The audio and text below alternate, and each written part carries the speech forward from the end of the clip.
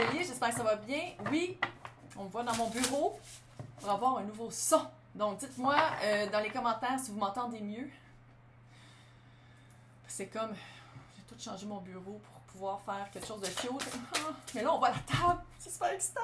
Donc, on va aller voir qu'est-ce que 2022 vous réserve. C'est quoi le plus gros changement qui s'en vient dans votre vie de positif? Quelque chose de cute, quelque chose de fun.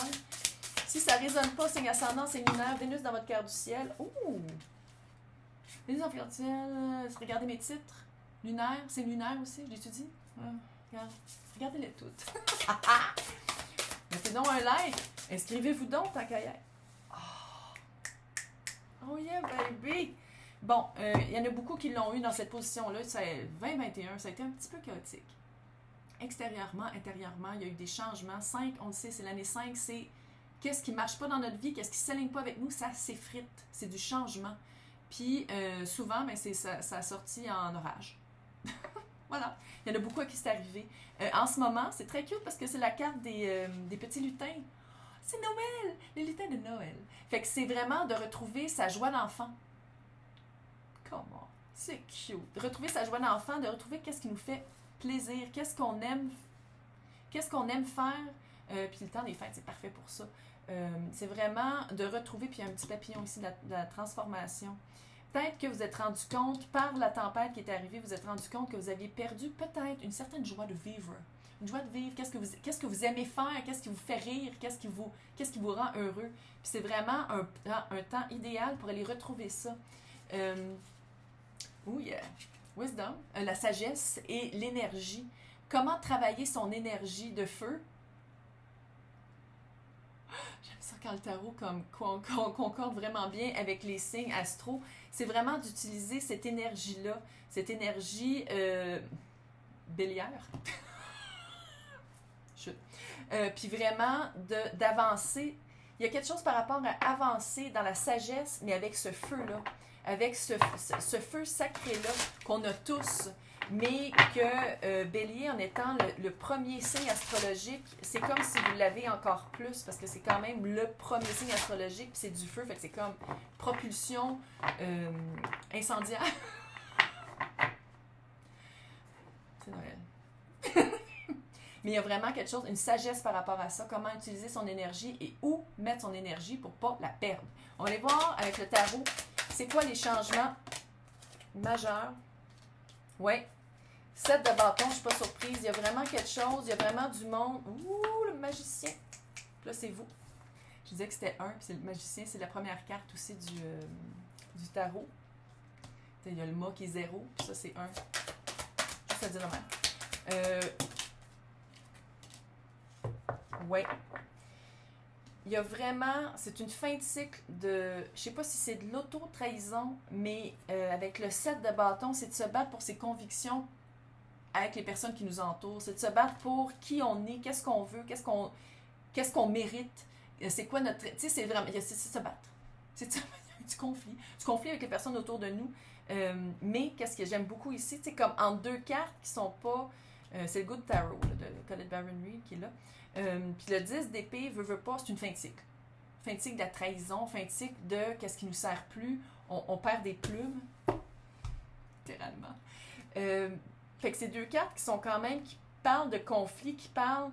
Je sais que c'est juste du positif. Fait que le gros changement, c'est que vous partez de cette situation-là, de cette relation, peut-être même avec certains, avec vous-même, relation qui se transgenre, qui se transforme, qui se transfère dans l'extérieur autour de vous. Mais vous êtes le magicien.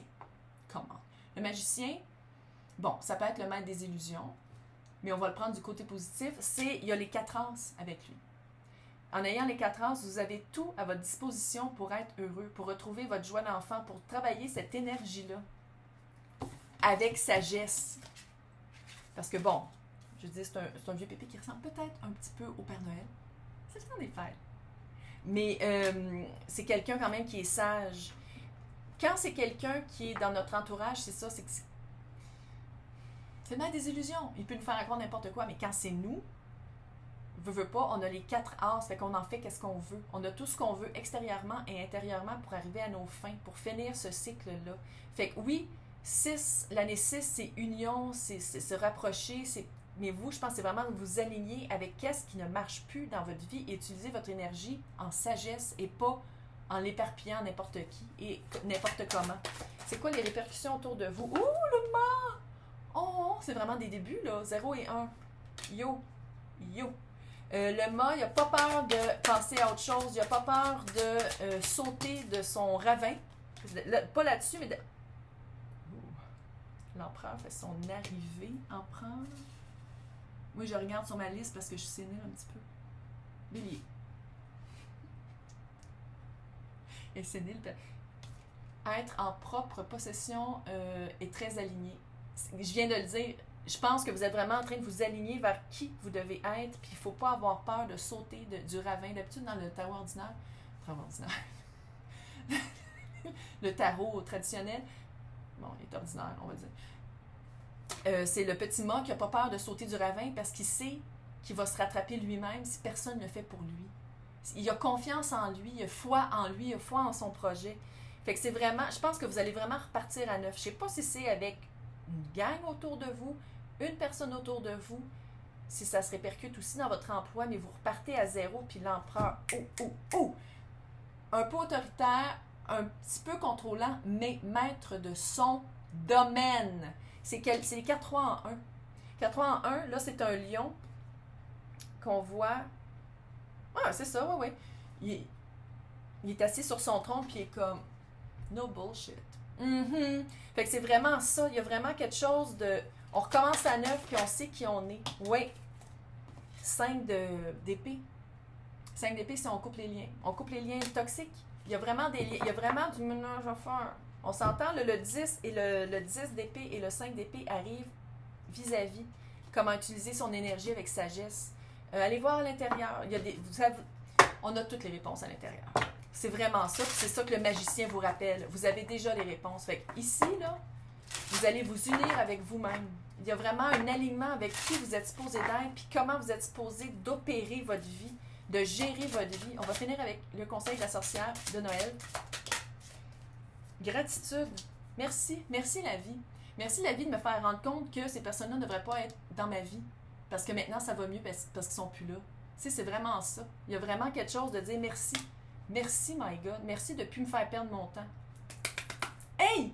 Je vais vous souhaiter un super joyeux Noël et une super année 2022.